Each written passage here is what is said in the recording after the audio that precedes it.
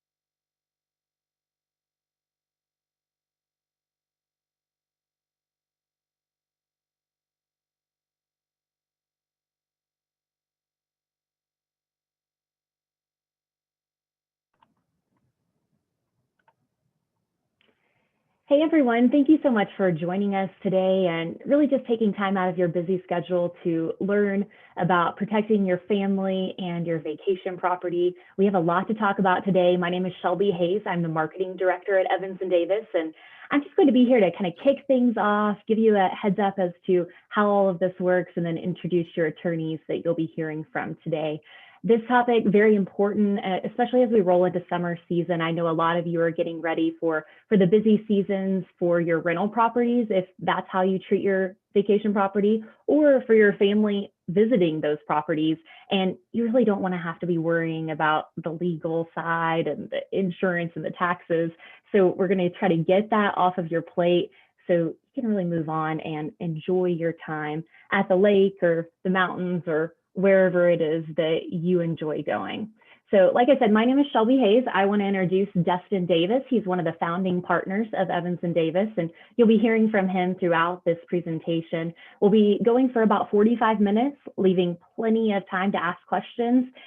You know how attorneys are, they kind of like to get long-winded, so don't worry, we'll keep them in their time frame there. But Dustin, great guy. He's Oklahoma guy, but has been all over, from studying at Oxford to really just traveling the country for fun and serving our clients.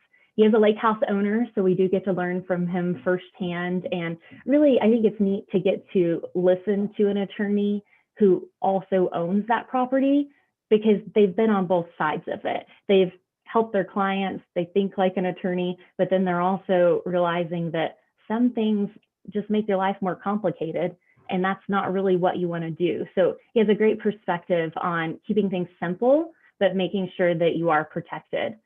Taylor Kincannon is another one of our attorneys that you'll be hearing from as we go throughout this hour. And Taylor mentioned yesterday, he's the beneficiary of a lake house and a mountain house. And I loved that he said that. It really made me think about, it made me think about my own family. I'm also a beneficiary of some vacation properties.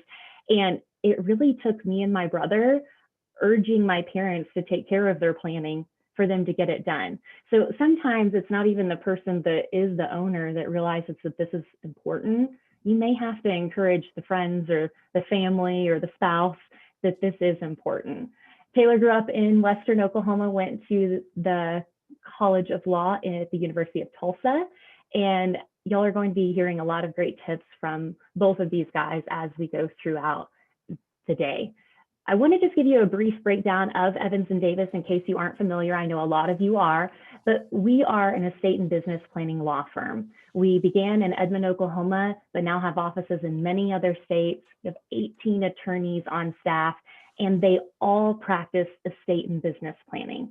And that's important because a lot of times what you'll see when it comes to estate and business planning is either a solo person, you get one attorney, and where you left once they retire or once they die. Just remember, we'll remind you throughout this, we are all dying at some point in time here. Or you get a big firm that, sure, they do estate and business planning, but it's, you know, that one person down the hall.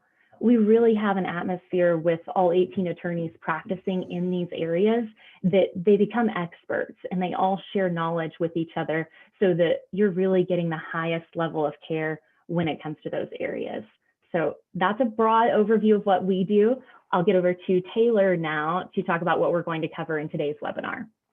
Thank you, Shelby. It's great to have all of you joining us today over your lunch hour. We appreciate you taking the time to hopefully learn a little bit about the legal and tax side of owning vacation property. Quickly, just some of the topics that we're going to cover today: strategy or planning for your vacation home and how you should operate that, whether it's as an income producing business or simply as protecting it for yourself and for future generations. We'll get into what type of entity is best if you are going to move that property into an LLC. For example, some considerations that go into that type of planning. We'll get into one of the main themes here is protecting you and your family and your other assets from any liability threats or creditors and things like that that may arise, whether it's in your business, your personal life, or related to this vacation property. We'll also touch a little bit, although Dustin and I are not CPAs, we know enough to be dangerous. And so we'll touch on that a little bit and just give you some topics to bring up with your tax advisors. And then, of course, at the end, we'll have time for questions, but you can also use the chat feature, and your questions will pop up for Dustin and I to answer as we move along. One of the things that we try to do is we want to make sure that you and your family and your investment is protected. But as attorneys, it's an internal struggle with us to protect you, but not make your life too complicated. And so what we're going to talk about or focus on today is really setting up a limited liability company, an LLC, to hold these entities or to hold these properties. The reason we prefer that is because the liability protection is very strong. The taxation is a positive taxation for us, but the administrative overhead or the administrative management is very low. Unlike a corporation, there are annual minutes that have to be filed and other documents. There's just one simple report in most states that has to be filed with the state. And so, like I said, we want to protect you, but we want to make it easy and manageable so that it's something that you can be successful at. If you're doing it yourself or if you're partnering with your CPA or your attorney, we just want to make sure that everything is very straightforward and streamlined for you. Sure. So diving a little deeper, what is an LLC and why do you need one? Skipping to the bottom, do you need one? It depends. It depends on what you're using your property for, what your goals are for the future, and some of those things that more specific questions may need to be asked of your professional advisors. But what is an LLC? A limited liability company is an entity that, as Dustin said, is created with the Secretary of State of Oklahoma or Kansas or Colorado or Missouri or Texas. Really, any state statute has provisions that allow you to form this LLC. An LLC is an entity that provides limited liability protection. So that would be if you're sued, if somebody falls off your deck at your lake house and sues you, they're going to be suing that entity instead of you personally, if everything is set up correctly.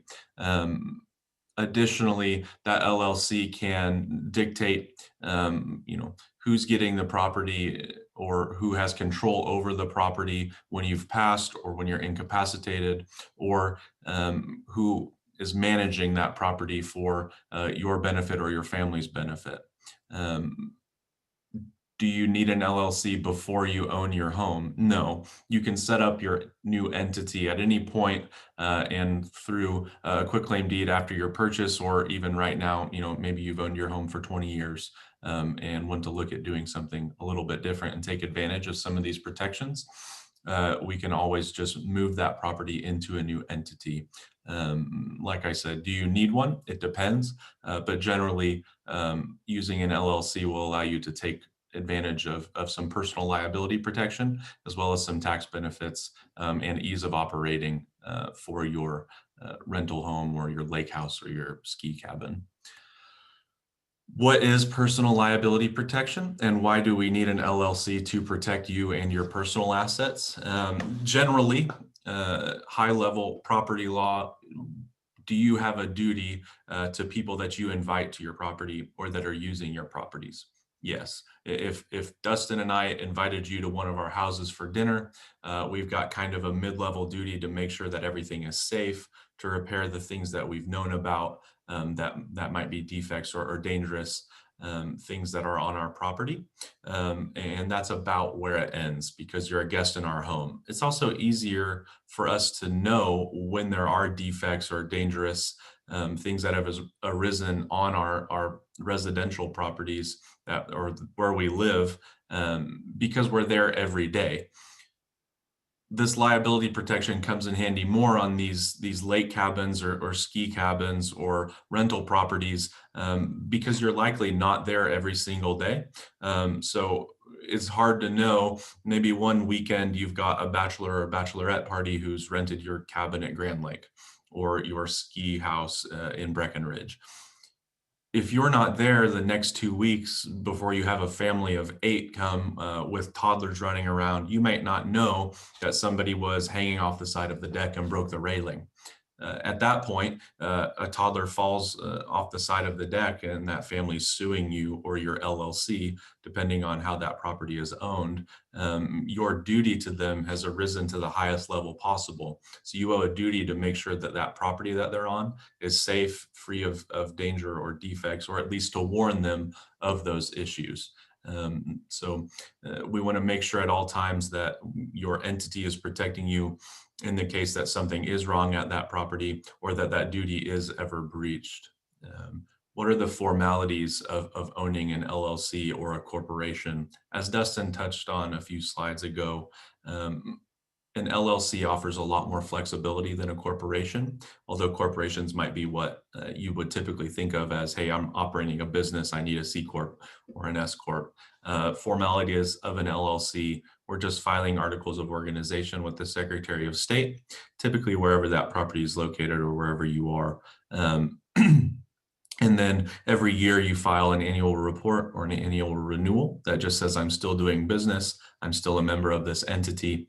And then day-to-day operations outside of maintaining a separate bank account and actually running that LLC like a business that is separate from you personally. There's not as many formalities as a corporation requires, a resolution to take actions on behalf of the entity and things like that. LLCs provide a little more flexibility and they're a little more straightforward to run because you have your own day jobs, you have other things to do than to worry about operating this new entity every single day. A series LLC, getting into the chart on the left, it's not typically a true parent company, holding company scenario as the illustration appears, but this is just kind of a good chart to show a series LLC at Oklahoma state law and several other states surrounding Oklahoma. You're allowed to say, I'm starting this LLC, but if I have multiple properties, do I need to put them all in a separate entity? Through the use of a series LLC, you can separate those properties out. So say series 1 is a rental property in Oklahoma City, but then you own a house in Breckenridge, a house at Carlton Landing, and we want to make sure that you're taking advantage of those same liability protections at those properties. By deeding them into separate series under one LLC, you can separate liability into different buckets without having to keep up annual requirements of multiple LLCs, and it allows you to kind of ease your management structure and the requirements that you're going to have. Maybe you have 50 properties even. 50 LLCs would be a lot to manage, but if you can divide them into series under one LLC with one tax return, that makes it a little bit easier for you. Taylor, I think a lot of times my clients will ask me, how many properties should I have in one LLC, or how many properties does it take before I qualify for a series LLC versus a regular LLC? And I think the question is, it depends. As attorneys, we're looking at different things from a standpoint of liability protection. We don't want to overload an LLC with too many properties, or we don't want to cross-contaminate properties. If I own a single family vacation home, I don't want to maybe cross-contaminate that with a multifamily, a 10-plex or an apartment complex or something like that. So I think every situation is going to be a little bit different. Series LLCs are fairly new from a standpoint as they're not as popular as other things. I've got some clients who literally have 85 LLCs. I've got some clients who've gone the simpler route and gone in and just done a series LLC, but that kind of gets into the weeds a little bit for our everyday client. But if you have multiple properties or you're looking at doing something on a multiple scale, or maybe even multiple uses, it's something that I would say set up a consultation with us and with your CPA, and let's talk through if that's something that works for you as well. For sure. Another good use of using an LLC, whether it's a series LLC that we've been discussing or just a normal LLC, is privacy. So if somebody slips and falls or falls off the deck, like we've been saying, or if there's maybe an accident in the pool, your entity is who's going to be named in a lawsuit. Or if somebody wants to know, hey, who owns the property next to me, they're going to have to know your LLC name to be able to look you up and figure that out. So there's some privacy that's provided as well by operating under an LLC or a business entity, as opposed to just in your personal name. Kind of a sidebar on that privacy, most counties now and most states have websites where you can go in and type someone's name, and find out who the owner of the property is, or type in the address. But there's even some apps that are really neat. There's an app that I use a lot when I'm scouting for properties to purchase, called OnX. It was developed for hunters originally, but if I'm walking through the neighborhood in Carlton Landing, or walking through Seaside, sometimes I'll turn on that app, and literally every time you step in front of a house, it shows you the property boundaries and the name of the people that own that property. To me, it's great as an investor, but it's a little scary from an individual standpoint. So I think privacy is a big factor for a lot of people nowadays as well. Switching over, talking about liability protection, one of the biggest questions that I get from clients on a daily basis when we're talking about vacation properties or second homes is, well, what if I don't rent out my home to a third party? What if I just use it for personal use and then I loan it to my family or my friends? Is an LLC still right in that situation?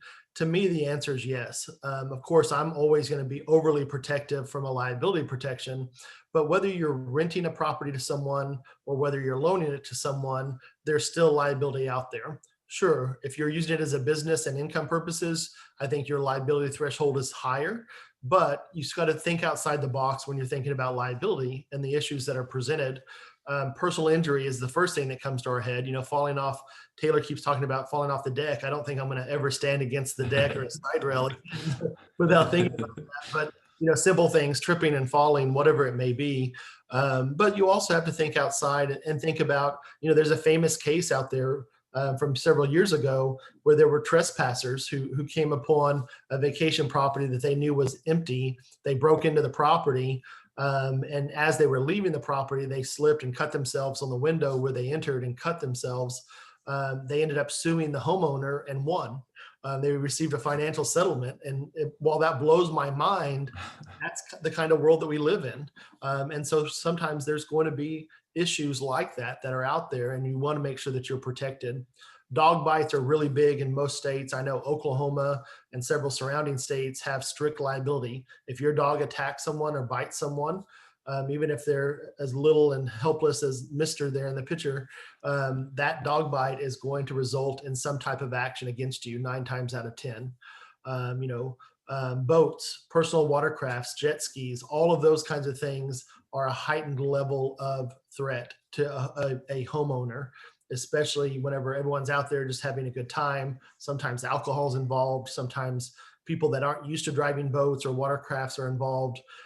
Golf carts are a huge thing in most communities because you're letting your kids have a good time. You're letting them go out. They're underage drivers. They're on the road with other people who are real drivers, other kids who are not drivers. All those things can present issues to us that I feel like we really need to be aware of and be protective of. Outside of just pounding you with liability and issues that could pop up, I think we have to think about other tips or other things that we want to do. Remember, we want to protect our investment. Last night, I told the story about a client who came to me one time several years ago talking about their personal estate plan. And as I went through their estate plan, I determined they had a vacation property. They had a lake house out at Grand. I think actually it wasn't Grand, it was Hidden Lake. And they had a couple of other things. So we were talking through pros and cons. And they said, yeah, my CPA has been on me for several years to create an LLC for my vacation property. But they didn't want to pay the $250 a year for the simple tax return.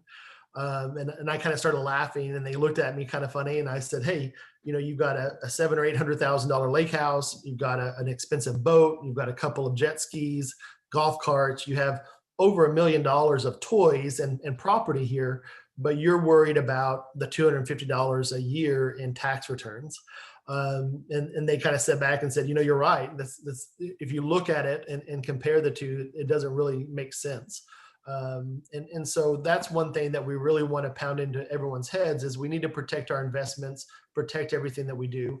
Most of the time, a vacation property or a second home is something that we've saved for a long time, or it's something that we've got a mortgage on because we want it to be a long-term investment.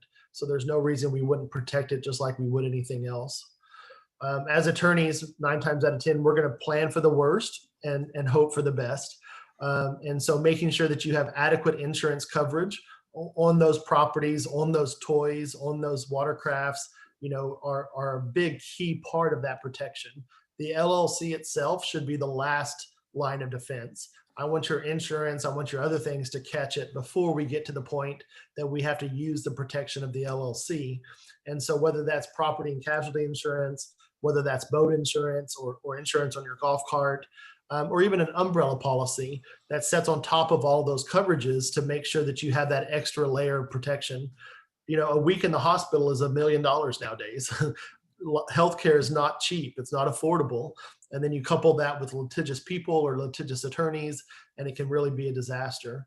And think about other things, not just, physical harm to people, a tree falling over and hurting someone's home or hurting someone's car or hurting someone's person, renters breaking items inside your house, or even just simple issues that may come up with your neighbors.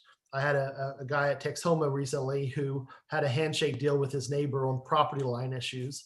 Well, overnight, the person sold their property and were kind of gone. And those handshake deals no longer protected him or his property or the encroachment on his property. And so those are things that we want to look at and protect as we go through as well. Some additional LLC benefits and things to look at, as an investor, as a homeowner myself, whenever I'm looking at properties, recently helped a client look at an ocean property down in Florida. And one of the things that we were looking at, and when it came down to choosing between 5 or 6 different properties, is which properties were set up in an LLC, which properties had rental income history, which properties were really ran like a business. Because sometimes those investments can be a very big investment for you. And I think, to me, it makes it a better purchase if it's already set up and has a track record. And then on the selling side of it, when it comes time to sell that property, many times that transaction can even be more profitable for you. I'm going to always go for a property that has established business parameters and formal financials, as opposed to one that doesn't. Because if I'm looking at it as an income property, I want to see that history and I want to see something on paper that's reportable, not just someone saying you could probably do this or you could probably do that. When you're looking at those properties, make sure that you ask the right questions. If it's a lake house, there's certain questions you should be asking. If it's a beach house, there's certain questions you should be asking. One of the biggest things is, if you're looking for an investment property, make sure that it can even be a short-term rental. Many communities now are having prohibitions against VRBOs or next door or anything like that where you can even rent. Some properties will only allow you to use the rental company that the community owns or the community supports. And so all of those things are important for you to know, and not just something that is told to you. I would make sure it's in writing so that if you're looking at doing an investment property, that you don't have a surprise pop up somewhere down the road. So now that you've decided to move forward with an LLC, the benefits of that. You're operating your new entity. We've moved property into your new entity.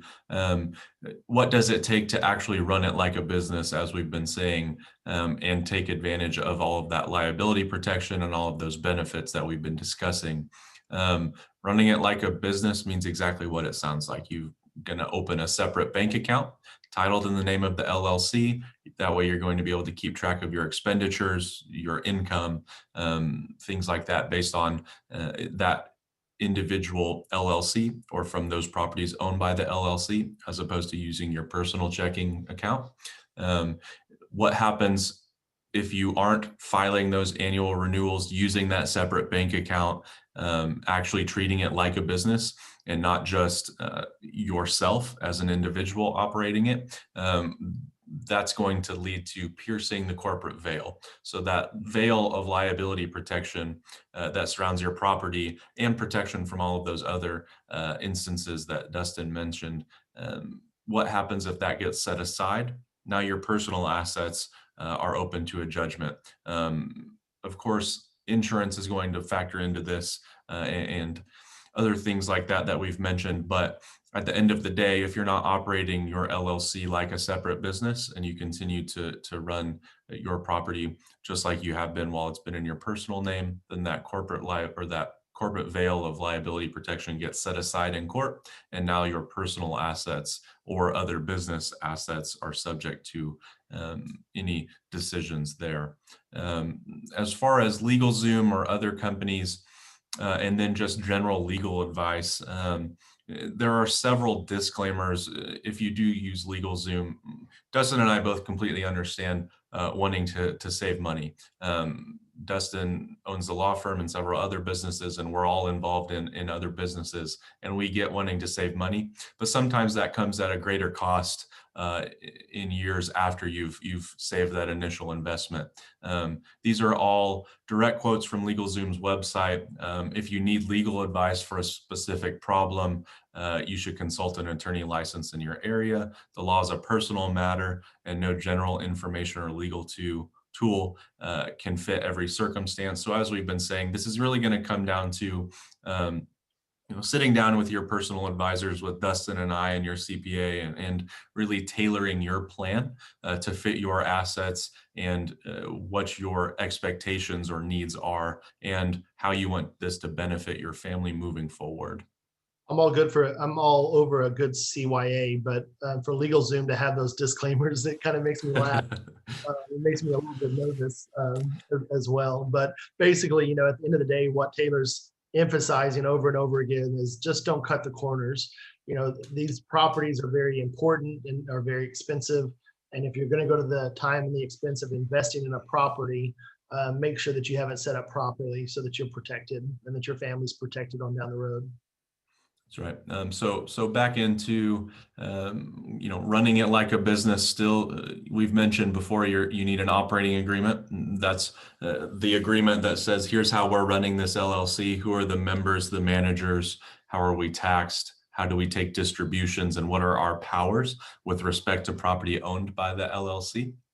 A separate bank account under the name of the LLC. That's going to help when we get to talking about tax tips and things like that. The separate bank account is going to help, like I've said, keep track of your expenses and all of that. A buy-sell agreement, maybe you and another family, or even maybe you and your brother are going to buy a rental property, a vacation home, a lake house. A buy-sell agreement is a prenuptial agreement for that business. So if you are going into business with somebody that's not just you and your family, we can outline what happens to your interest in that business when you pass away, when you're incapacitated, when you want to step back or retire and get out of that business. We can outline all of those things, all the way up to what's that interest worth and how often do we need to redetermine that. Additionally, adequate liability protection and overloading your LLC. We've been harping on liability protection a lot, but when do we meet that threshold where maybe we do need to look at a series LLC or another LLC because these two properties that we own are so different or worth X amount of money? Again, that's going to come down to meeting with your professional advisors and determining what's best for you. But I would caution, if you have a $5 million business that you're operating every day, maybe you build cabinets and then you've thrown your lake house into that business, that's probably a little bit too much liability and different types of liability there to all fall under one umbrella. So maybe we need to look at separating those items out. Remember, one of the questions that just came in when we were talking about having an LLC set up with an operating agreement and a bank account and different things like that.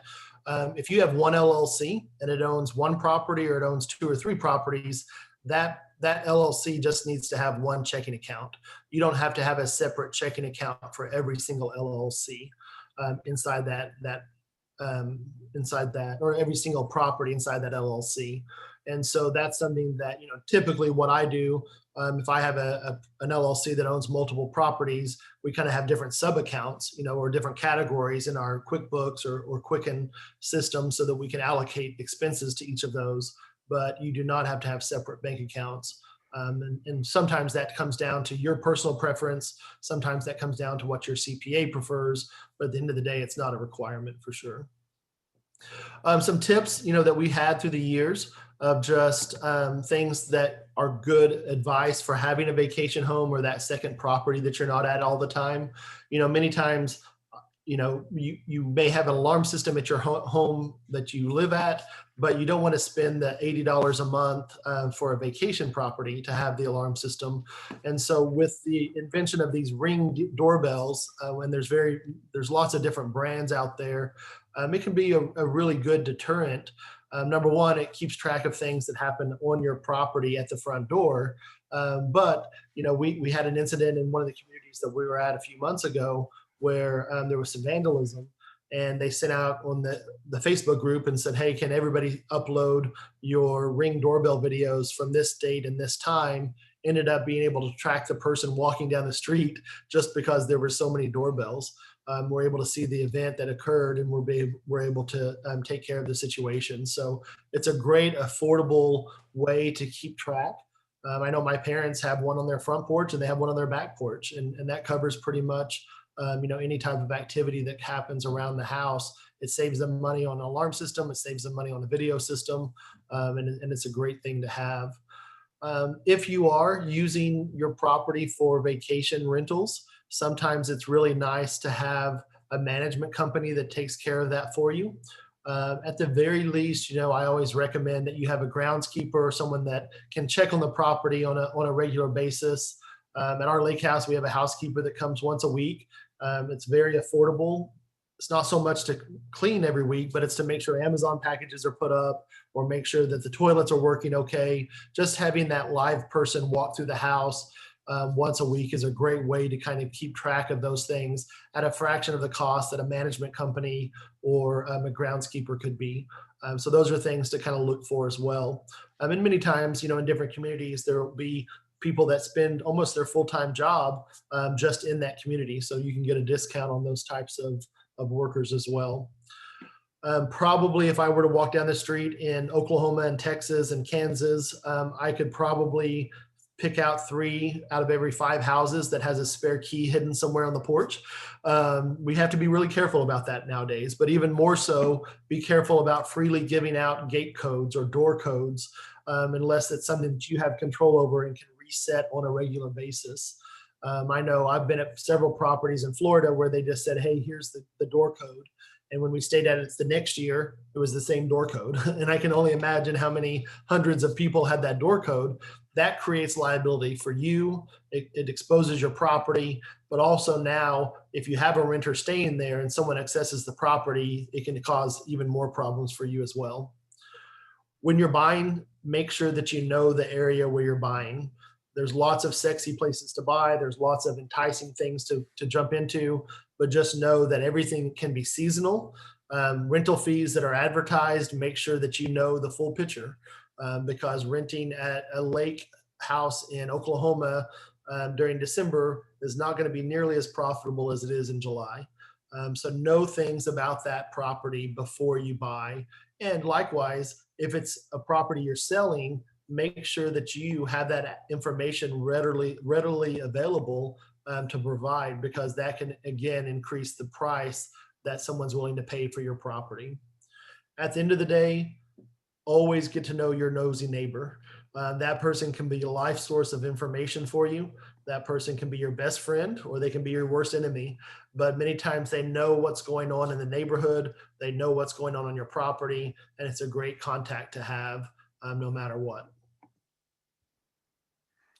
So in addition to protecting that property, your lake house, your ski cabin, that's just kind of one aspect of protecting you and your family for life moving forward and for after we we've all passed. As Shelby said at the beginning, all we do is estate planning and business planning. So creating an LLC, making sure you're protected liability wise, and taking advantage of some of those benefits that we've discussed that come with owning your lake house or your ski cabin in an LLC.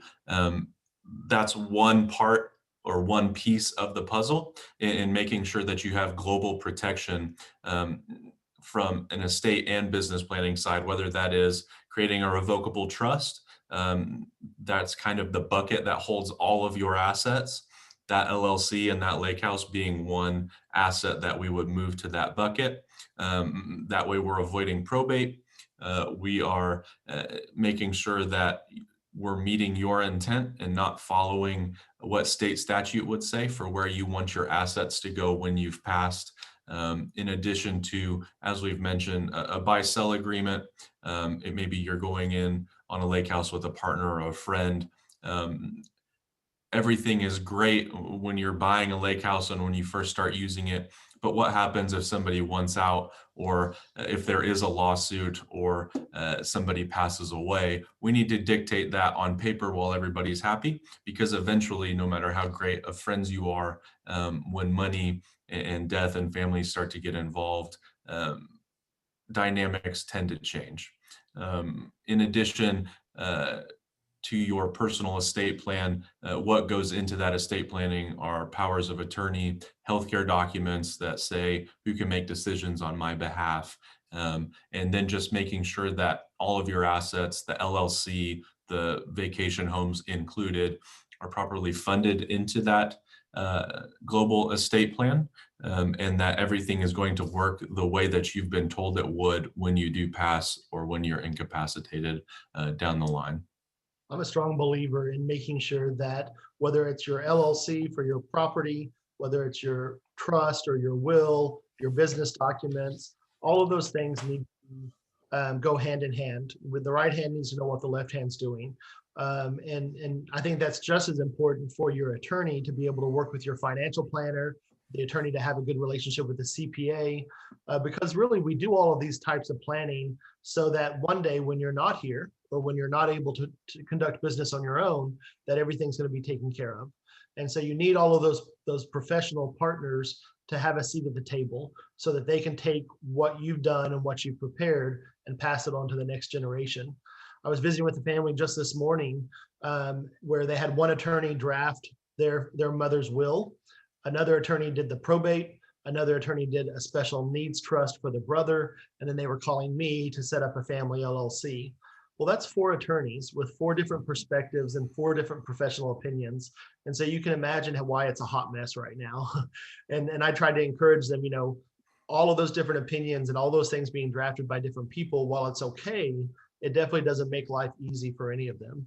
And again, what I'm always trying to tell my clients is, yes, we want things done right, but we want things done to be as simple as possible. Part of my job is to protect you. Part of my job is to make your life easy and stress-free. And so that's part of what we're doing as well.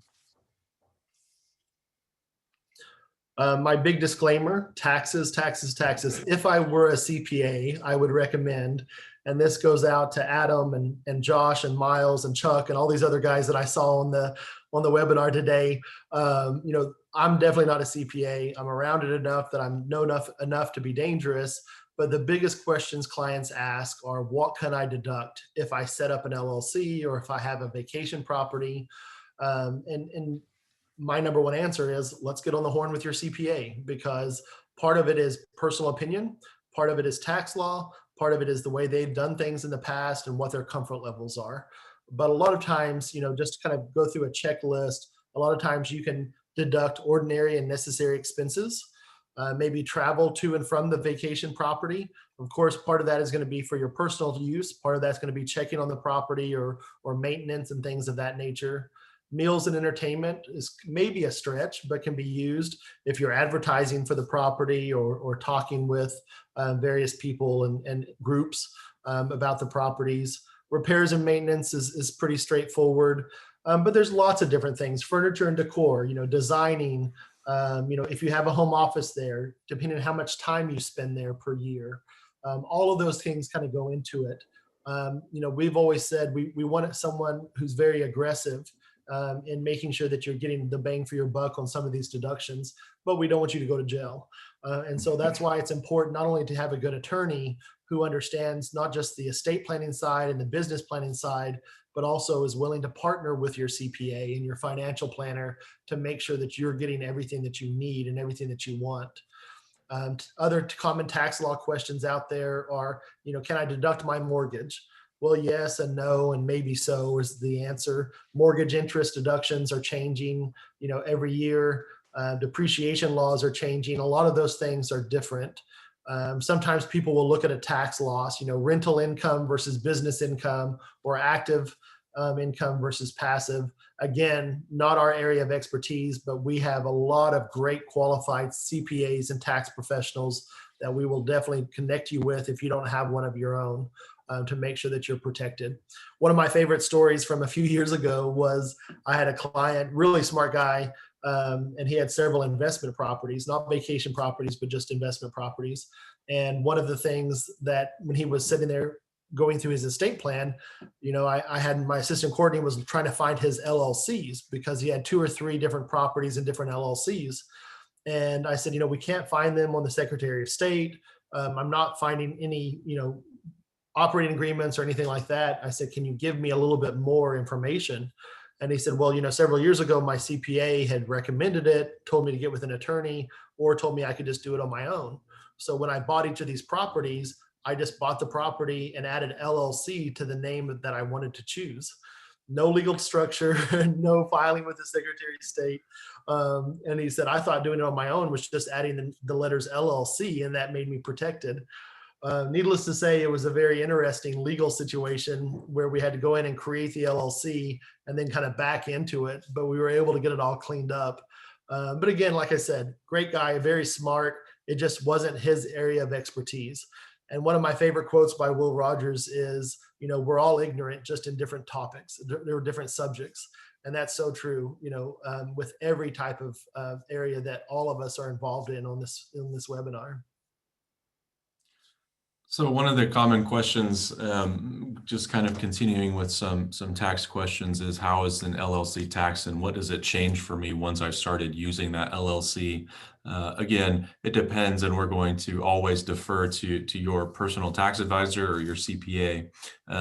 But generally, it's not going to cause a huge change. There will be some additional income shown on your personal tax return, and depending on how it's owned, that's going to dictate how your end of year taxes are filed for that entity. But again, like we said, we're going to try and work with your CPA to make it as simple as possible for you to take advantage of some of those benefits.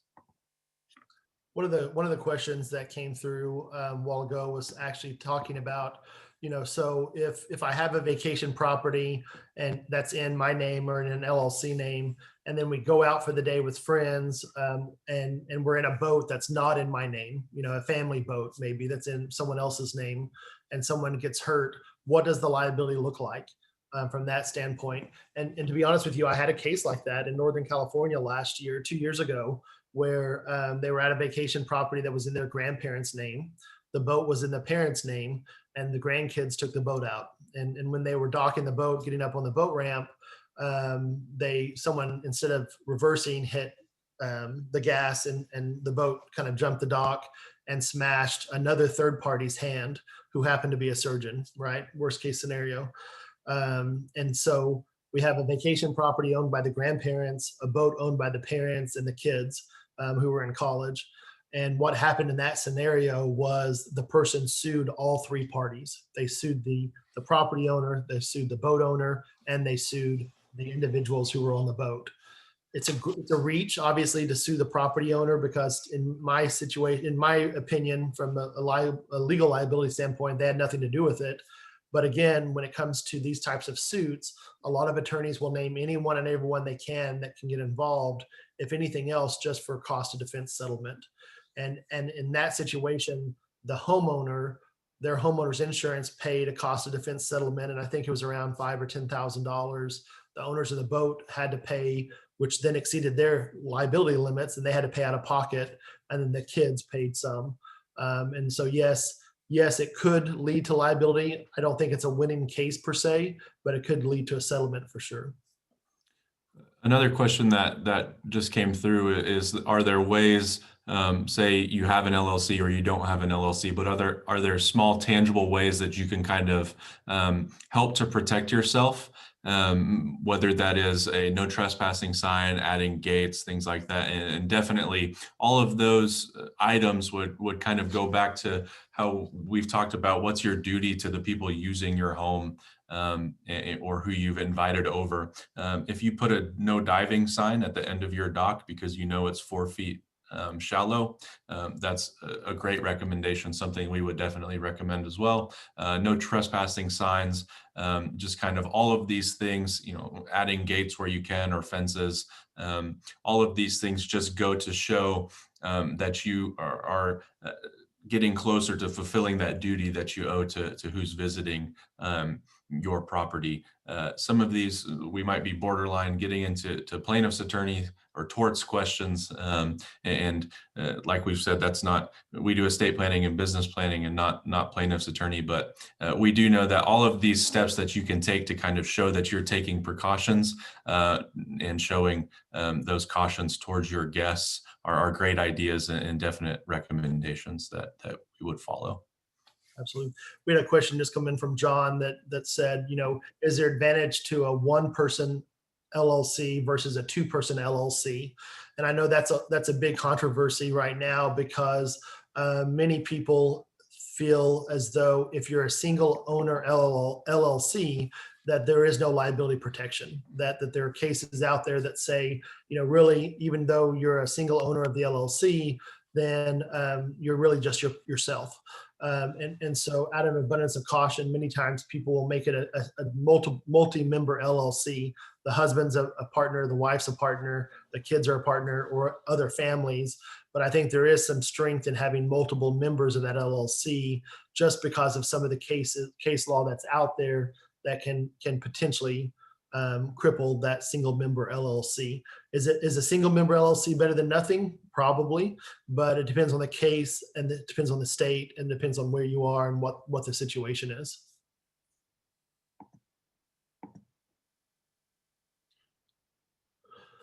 Timeshares. I saw where a question popped in about asking about timeshares. Timeshares are a little bit different because, again, that's kind of a third-party agreement. Sometimes a timeshare is allowed to be in an LLC. It all depends on the agreement between the company and the person signing the timeshare. If it's by a big company like Hilton or Wyndham or someone like that, it's going to be very different than if it's a timeshare that you're doing with a private company or a private individual. And so all of those kinds of things will look a little bit differently, but I think it's a good idea. I have several clients, just from a succession standpoint, that will put their timeshares into an LLC, or put their timeshares into some other type of entity, so that they're all in one place. But usually with a timeshare, your liability protection is, there's some type of indemnification language inside that agreement as well. But again, every case is different, so let's look at it and see what we think. We had another question come through that it was, shouldn't my property stay in my trust? That way we avoid probate. And yes, your property should stay in your trust, but as we've discussed, if we're moving that property into an LLC, then we're going to ensure that we've properly funded the ownership of that LLC into your trust. That way everything kind of falls in line underneath your trust. You're still taking advantage of those liability protections the LLC provides. You're still running it like a business, but the ownership at your passing is now owned by your trust in that bucket that avoids probate. And so that's a great question. But generally, the entity that you create can be owned by your trust, just like your property can. And a lot of times I'll have clients who will set it up kind of as a legacy, where the property or the properties are owned by an LLC that's owned by the trust. And then in their trust, they have a specific provision that says X amount of dollars is allocated in my estate planning to help fund the maintenance and upkeep of these properties in this LLC. And so it's a great way to kind of, number one, avoid probate so it doesn't have to be sold, it doesn't have to be liquidated. But number two, it centralizes everything and it gives it a funding source that helps with the management. It's nice to have those legacy properties, but it's not that great when someone, 5 or 6 people inherit it. And then part of it is they have to keep up with the upkeep as well, because many times people haven't budgeted for that. Kelly sent in a question just now and said, where is the line in personal/business/rental use to stay out of trouble? And I hate to say this, but it's 2021, and I don't think there really is a line there. There's a lot of litigious people out there that are just looking for issues and looking for problems. And so, I think from a liability protection standpoint, there are certain things that I would recommend from the legal side. I think from a tax perspective standpoint, there's things that your CPA will recommend as to what qualifies as an income producing property or what qualifies as a deduction. But I think whether it's a personal property that's never rented out or whether it's a personal property that is rented out, I think we still want to do everything we can from a liability standpoint to make sure that you're protected. And by putting that into an LLC, I think is the easiest and cheapest way to do that. One more question that we got: how about a trust being the single member of an LLC? Again, this is going to accomplish a few things. Still taking advantage of liability protection for the property owned by that entity, and as well making sure that that ownership of that entity and the property in that entity is properly funded to your trust, working through your estate plan so it's distributed according to the terms you've written in, and avoiding probate. This also is going to depend on, as Dustin was saying, single owner versus multiple owners or members of an LLC. It's going to be very state and case specific, but generally making your trust a single member of an LLC, it's going to give you liability protection and make sure that you can pass that entity and that property on to your beneficiaries that you're passing. We have time for a few more questions, but I see one popped up just now that said, if I bought the home or the vacation property originally in my personal name and then quitclaim deeded it or transferred it to an LLC, are there any issues? Not at all. That's really common practice. A lot of times lenders will want you to purchase a property in your individual name instead of originally purchasing or doing the mortgage in the name of the LLC. So there should be no problem there. I just always want us to do that as quickly as possible. And normally what I'll tell clients is, hey, if you need to close on it in your personal name for whatever reason, whether it's a contractual issue or a mortgage issue, let's just make sure the next day we file that deed that gets it over to the LLC so that you're protected. And then the second part of their question was, if I have property and casualty insurance on my home and on my vacation property, do I still need to have that separate umbrella policy? And honestly, umbrella policies are usually very affordable. I think I have a $2 million umbrella that sits on top of everything else. And I want to say it's probably $400 or $500 a year. But in the day and age that we have today, I think we do need to have that extra liability protection, especially if you have multiple properties or businesses or whatever else that may be. Another question, Dustin, that popped up. I set my LLC up a long time ago. Is it still good to go? Generally with anything, that's going to be very case specific again, whether it's your trust, your business entity, or your LLC that owns your lake house owner's property.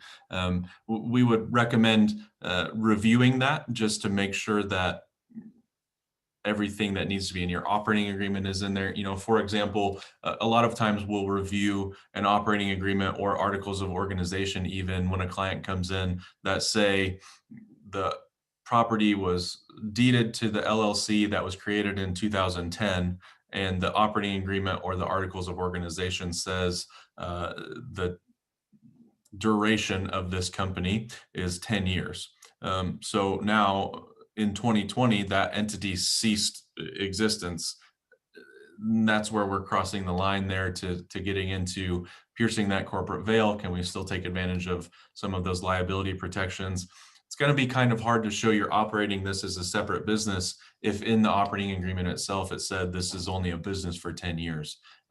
So generally, just make sure that before, if you're buying a new property and deeding it into an older entity or an entity that was set up in the past, give that operating agreement a review, or have us or your attorneys review that to make sure everything is still good to go. Maybe there's been changes in tax law or state law since then. Just always recommend getting that operating agreement, the articles of organization, and your estate planning documents reviewed to make sure everything fits together and the right hand knows what the left is doing, like Dustin said. I think it's also, I'm a strong believer in having your estate plan and your business plan and your LLCs reviewed at least every couple of years. Because it's a living document and there's lots of moving parts to it. A lot of times when you refinance your home, whether it's your primary residence or your vacation property, the title company or the escrow company will ask that you pull it out of the trust or pull it out of the LLC. And even though they say many times they'll put it back in for you, a lot of times people will forget. And so what you may have remembered is, hey, that property's in my LLC or that property's in my trust, but it very easily could have been pulled out and never put back in. And so having those reviews every couple of years, just a complimentary review, is a great way to make sure that you're on top of things. I never want a client to spend all the time and money in creating a trust or an LLC or a business plan, but then not getting the benefits that they thought, or not getting the protection that they thought they had in the end. One person asked about umbrellas. When it comes to an umbrella policy, well, I'm not an insurance person. Again, I've seen a lot of clients and I personally have them. Do I need multiple umbrella policies? And that's something that I would say, just ask your insurance provider. And if you don't have someone that you can ask, shoot me an email or Taylor an email and we'll get with you. Because sometimes it is good to have a business umbrella policy for your corporation or your business that you own, not necessarily your LLC for the lake house. Usually if you have a personal liability policy umbrella, it's going to cover a lot. But again, every situation is a little bit different. So I don't want to just blanket that and say yes or no. One more good question is family lake house and a hunting ranch or separate ranch property. Would a series LLC work? Would one bank account work for that? Yes, a series LLC can hold those multiple properties. You can use one bank account for those things. It's also going to depend, on how much use each of those things are getting. Maybe we want to, as Dustin was saying, just keep separate books for each of those items, so you can keep track of what are my expenses related to the lake house, because those are probably going to be a lot different than your separate hunting ranch. And I would also caution to say, make sure that you've got some type of hunting lease if you've got third parties or friends going to hunt on that property. That way you can kind of dictate, hey, as we were talking about, what's your duty to them when firearms or motorized vehicles or alcohol or anything gets involved. Those lines start to get a little blurred. So make sure that you're outlining, just like you would if you owned a residential property, put a lease into place, make sure you've got a hunting lease that kind of dictates, here's what you can do on this land, here's what you need to be cautious about, things like that. I think that's a great example of why you should have two separate LLCs or a series LLC, because a lake house usually has a very different level of liability than a hunting ranch would. And so there's no reason to cross-contaminate those with each other. Get those separated, make sure that you're protected. But a series is a great way to have that separate liability protection without having tons of bank accounts and different things. So that's a great question, great example for us. And we want to make sure we're being really respectful of your time. I know a lot of you have joined us on your lunch hour, so thank you so much. We hope that this has been really helpful. If you do have more questions, Dustin and Taylor's contact information is here on the screen. We'll also be sending you an email following this with their contact information, a recording of this webinar. So if you found it helpful and you want to rewatch it, or maybe you know someone else who needs to see it, you can forward that on to them. We'll also include a link if you have have questions that you still want to ask, or maybe you know that you do need some planning, we'll include a link in there to go ahead and book a complimentary meeting with Dustin or Taylor. That way that you can get those questions answered, and we can decide if you do need some extra planning. That's again what we're here for, is we wanted to help answer those questions and make sure you're all protected. You guys have anything else? Thank you all very much. We appreciate your time. Absolutely. Thank you guys so much. Talk to you soon. Have a good day. Goodbye.